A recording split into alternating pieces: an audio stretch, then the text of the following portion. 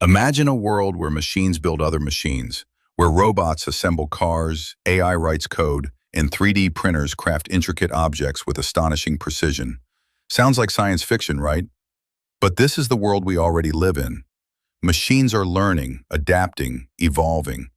But here's the problem. No matter how fast or intelligent they become, machines still need us.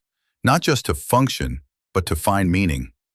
It's tempting to believe the future belongs solely to machines.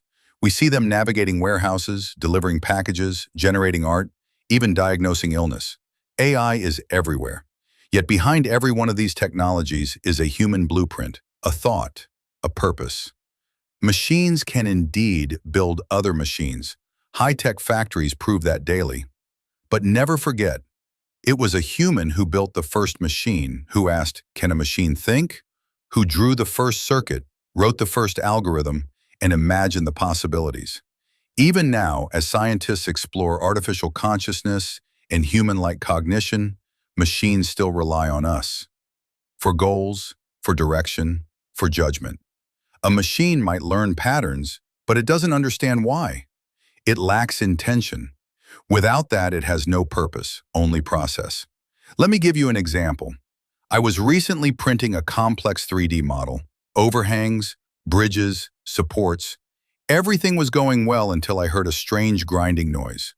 The nozzle had caught on a slightly lifted corner of the print. Why? Because the filament hadn't fully retracted before the next layer began. The machine didn't realize anything was wrong.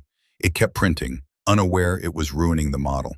I had to pause the job, trim the excess, and press down the corner manually. Here's the problem again. Machines don't recognize mistakes unless we teach them how. And even then, only within specific limits. This wasn't a software failure. It was a human decision point, a moment of awareness, a choice to act. Machines are powerful, but they don't second guess. They don't reflect. They don't care if the model succeeds or fails. Of course, humans aren't perfect either. We crash mentally, physically, emotionally. We burn out, misjudge, forget. But we also adapt, learn from failure, shift perspective. We understand the why behind the how. That's the key difference. We change course, we apply ethics, we improvise when conditions change, and that's something machines can't do, not truly. Sure, machines are becoming more autonomous. They can adjust for errors, even predict some failures. But they still operate inside boundaries we set. They don't decide if something is worth doing. We do. Human judgment is still the final checkpoint. We define the objectives. We interpret the outcomes. We decide if something is right, not just functional. In the future, machines will take over more repetitive tasks. They'll handle logistics, perform surgeries, manage systems. But that doesn't mean we disappear. Because machines don't replace us, they extend us. They help us go faster, farther, deeper. But when things break, when the unexpected happens, it's us who fix it, restart it, reimagine it. The future isn't humans versus machines. It's humans with machines.